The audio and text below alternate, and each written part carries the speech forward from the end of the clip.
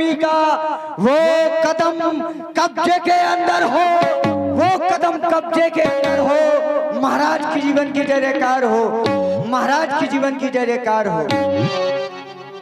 अयोध्या के अष्ट मंत्रियों में श्रेष्ठ मंत्री श्री सुमंत जी, देख रहे हो आज हमारी इस अयोध्या में जब ते राम ब्याह घर आए, नित नौ मंगल मोद बधाई। जब से हमारे चारों पुत्रों का विवाह हुआ है, अयोध्या में चारों तरफ खुशियां मनाई जा रही हैं, उत्साह मनाए जा रहे हैं, बधाई बजवाई जा रहे हैं। कहने का तात्पर्य कि अयोध्या में चारों तरफ प्रसन्नता है, और प्रसन्नता होगी क्यों नहीं, क्योंकि हमारे चारों पुत्रों का विवाह हो चुका है। लेकिन राजमंत्री, एक राजा होने के नाते हमारा यह कर्तव्य बनता है, हमारा यह दायित्व बनता है कि कहीं इन बधाओं की आवाज इतनी तीव्र तो नहीं हो गई कि अयोध्या में निवास करने वाली हमारी इस प्यारी प्रजा के दुख को हम अपने इन कानों से ना सुन पा रहे हो।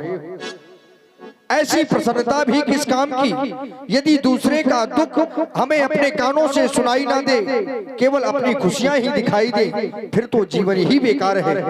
राजमंत्री, वैसे भी हमने अपने इस जीवन में सब कुछ प्राप्त किया है केवल परमात्मा की कृपा से। विचार कर रहा हूं, जब भी हम अपने सिंहासन पर आसीन होते हैं, तुमसे अपनी प्यारी प्रजा का हाल जाना करते हैं। आज भी तुम हमसे हमारी अपनी इस प्यारी प्रजा का हाल हमसे कहो। क्यों नहीं महाराज, आपके लिए तो बता दिया गया है। धर्म धुरंधर गुण निधि ज्ञानी, जब आप जैसा राजा हो और ऐसे राज्य में प्रजा कैसे दुखी हो सकती है महाराज। और बताया गया है, स्वदेशे पूज्यते राजा विद्वान सर्वदे पूज्यते। राजा की पूजा तो अपने देश में होती है और विद्वान की पूजा तो सारे विश्व में होती है।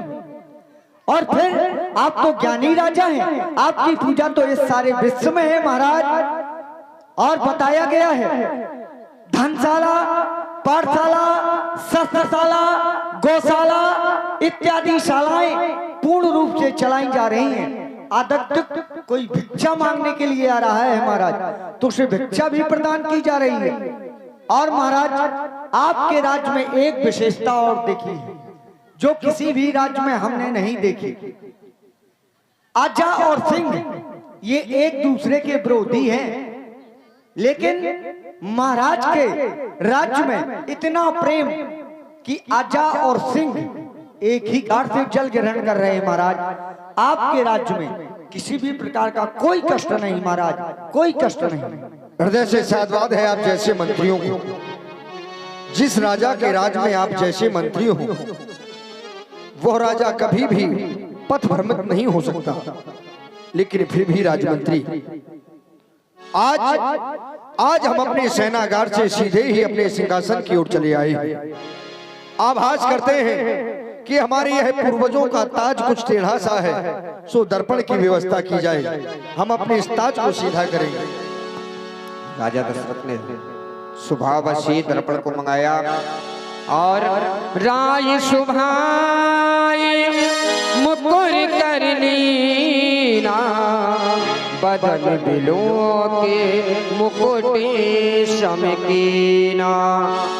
महाराज दशरथ ने दर्पण को हाथ में लिया और लेकर के अपने मुकुट को सीधा किया और देखा क्या,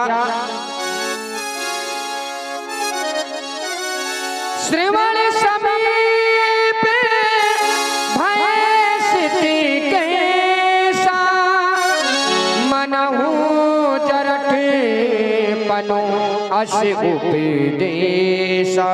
मनहु जरठपन अशुभ देशा, ये कानों के समीप के बाल आज हमें ये उपदेशित कर रहे हैं कि राजा दशरथ, अब तुम्हारा चौथापन आ गया है। और चौथेपन में व्यक्ति को करना क्या चाहिए, तो ये सिद्धांत कहता है कि चौथेपन जाइए नृप कानन। चौथेपन में व्यक्ति को गृहस्थ आश्रम का परित्याग कर देना चाहिए, परमात्मा का भजन करना चाहिए, वो भी वन में जाकर। राजमंत्री, वास्तव में ये तो जीवन की सत्यता है। इस संसार में व्यक्ति के बहुत से मित्र होते हैं, लेकिन वास्तव में आज जैसे ही दर्पण को हमने अपने सामने किया तो पाया कि संसार में दर्पण से बड़ा कोई मित्र नहीं है, जो कि बिना किसी भय के कारण, बिना किसी लोभ के कारण आपके जीवन की सत्यता आपसे कह देता है। इस संसार में कुछ मित्र ऐसे भी बनते हैं जो लोभ और भय के कारण आपसे सत्यता कहने से कतराते हैं। और जहां पर मित्र झूठ बोलता हो, सचिव झूठ बोलता हो, वैद्य झूठ बोलता हो, ऐसे राजा का, ऐसे व्यक्ति का कल्याण नहीं होता। सचिव वैद्य गुरु तीन जो प्रिय बोले भयास, तो राज धर्म तन तीन कर होए बेगही नाश। ऐसे राजा का विनाश हो जाता है। आज पाया कि कानों के समीप के बाल श्वेत हो गए हैं। राजमंत्री, वैसे भी ये जीवन है, इस संसार में जो आया है उसे एक ना एक दिन जाना है। लेकिन जीवन के रहते ही व्यक्ति अपने मनोरथ की पूर्ति करके अपने जीवन के लक्ष्य को प्राप्त कर ले, उसी का जीवन सार्थक होता है। वैसे भी वो जीवन भी क्या जीवन है जो जीवन सफल बना ना सके।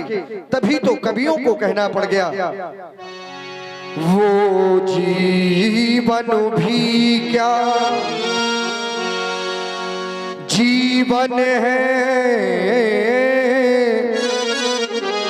जो जीवन सफल बना ना सके। अभिमानी वो अभिमानी वो अभिमानी वो अज्ञानी है जो मन का मैल मिटा ना सके। धन बल पद पाकर चूर रहे और सत्ता पाकर भूले रहे। वो सारी शक्ति निरर्थक है जो काम किसी के आना सके। ऐसा धन किस काम का, ऐसा वैभव किस काम का। यदि हमारे पास बहुत सा धन है, किसी भूखे को भोजन नहीं करा सकते, क्या मतलब निकलता है उस धन का। हमारे पास जनबल है, बहुत बड़ा परिवार है, और कोई व्यक्ति अकेला रह रहा है, उसे कोई सता रहा है, हम 100 होने के बाद यदि उसकी रक्षा नहीं कर सकते, क्या मतलब निकलता है ऐसे बल का। बेकार है वो जीवन। फिर जीवन की सुंदरता तो केवल व्यक्ति के चरित्र से होती है, न कि व्यक्ति के सुंदर वस्त्र आभूषणों से। संसार में राजमंत्री एक प्रश्न कर दिया गया कि संसार में सबसे अधिक सुंदर कौन है, तो सुंदरता का प्रतीक नारी को माना गया। संसार में यदि सबसे अधिक सुंदर है तो वो है नारी। अब प्रश्न उठता है, क्या संसार में प्रत्येक नारी सुंदर कहलाने के योग्य है क्या? तो नहीं। समाज में और इस संसार में वही नारी सुंदर कहलाने के योग्य है जिस नारी के जीवन में लज्जा का समावेश है। जिस नारी के जीवन में लज्जा है वह समाज में प्रशंसनीय है, समाज में सराहनीय है। और यदि लज्जा नहीं है, क्योंकि नारी का जीवन, नारी का जो गहना होता है वह लाज ही होता है, सर्वोपरि गहना है। नारी की शोभा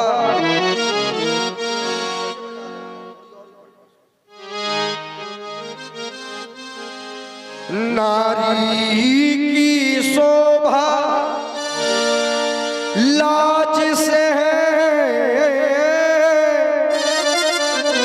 ठीक नारी जिसमें लाज नहीं।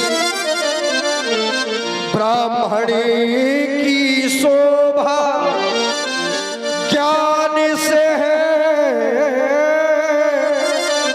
ठीक ब्राह्मण जिसमें ज्ञान नहीं।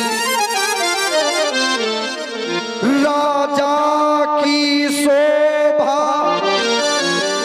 नीति से है, ठीक राजा जिसमें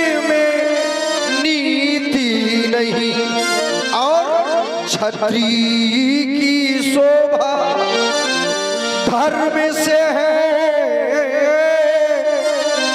ठीक छत्री जिसमें धर्म नहीं। धिक्कार है ऐसे छत्री के जीवन पर जो धर्म की रक्षा नहीं कर सकता। धिक्कार है ऐसे ब्राह्मण के जीवन पर जो अपने वेदों के पठन पाठन मात्र से समाज का कल्याण नहीं कर सकता, अपने ज्ञान से समाज को सही दिशा नहीं दिखा सकता। धिक्कार है ऐसे ब्राह्मण के जीवन पर। और राजा वही प्रशंसनीय है जो नीति को जानता हो। राजमंत्री देखो ना, आज हमारे जीवन की ओर देखो। ये मंत्री आता है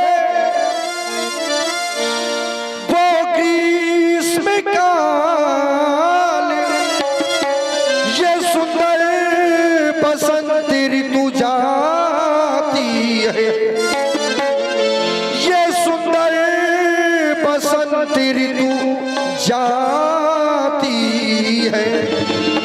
तरुणाई पड़ गई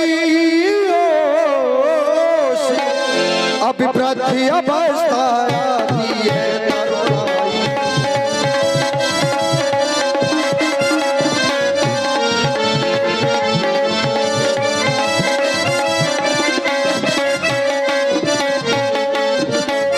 ये बरसों कर्जा युद्ध स्थल में और परसों शिकार में मगन रहा। परसों तक दासी दासी रहे, परसों तक दासी दासी रहे, परसों महिलों में मगन रहा, परसों तक दासी।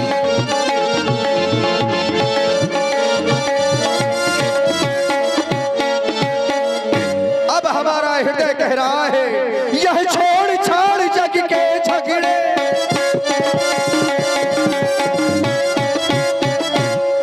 यह छोड़ छाड़ अब जग के झगड़े।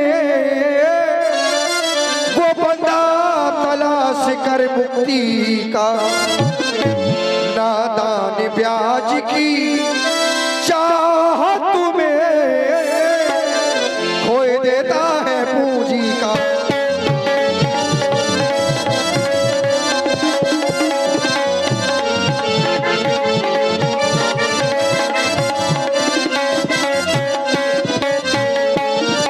और राजमंत्री अब तो आसार बुढ़ा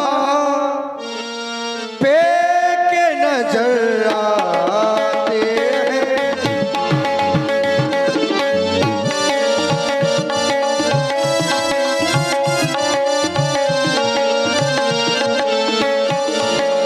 अब तो आसार बुढ़ा पे के नजर आते हैं।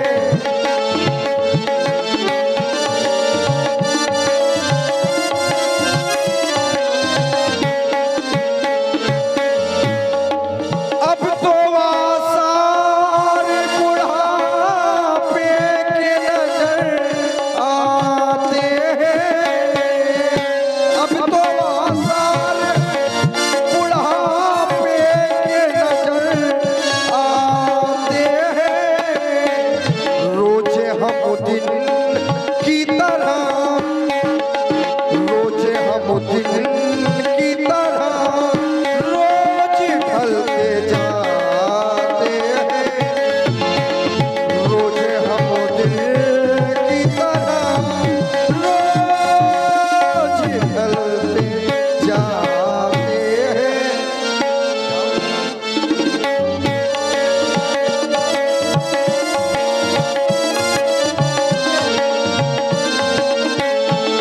और ये स्याही गई और सफेदी आई, सफेदी आई, सफेदी आई।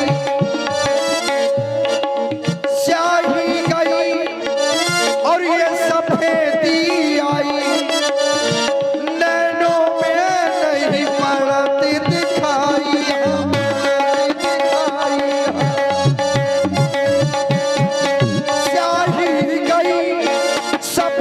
सी आई, नैनन में नहीं पड़ती दिखाई। रोज हम दिन की तरह रोज ढलते जाते हैं, रोज हम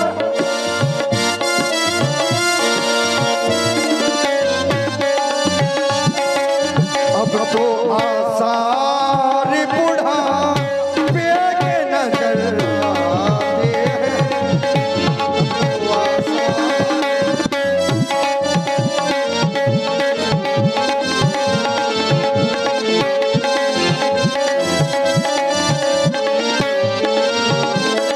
इसलिए राजमंत्री बस चाहते हैं कि वैसे भी हमारा ज्येष्ठ पुत्र राम सब प्रकार से सब विधि से सुयोग हो चुका है, क्यों ना अपने जीवित रहते ही हम अपनी इस अयोध्या को एक नया युवराज अपने राम के रूप में देकर परमात्मा के भजन के लिए वन प्रखंड की ओर जाएं। हेलो, हाँ ध्यान देना हमारे भी आदरणीय